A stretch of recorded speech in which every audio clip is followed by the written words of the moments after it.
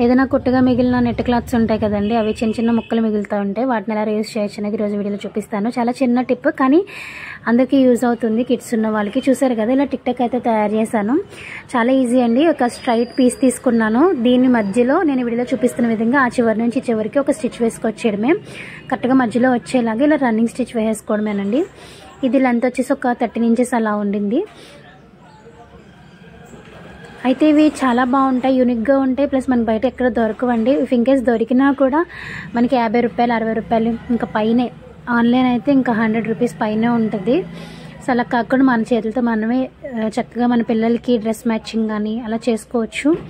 ఇలాంటి క్లాతులు బాగుంటాయి, చిన్న చిన్న పీసెస్ అయినప్పటికీ.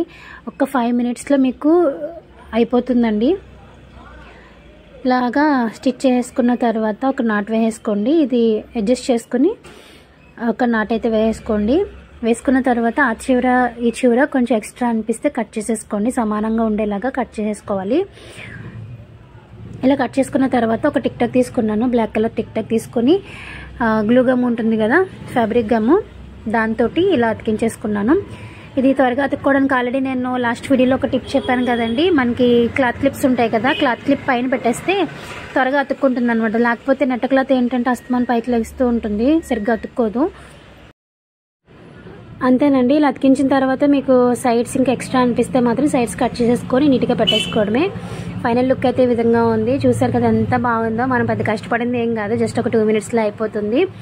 అండ్ చాలా బాగుంటుంది చూడడానికి. మీరు ఎంతమందికి నచ్చింది కామెంట్ సెక్షన్లో షేర్ చేయండి. ఇలాంటి వీడియోస్ కోసం మన ఛానల్ సబ్స్క్రైబ్ చేసుకోండి. Thanks for watching.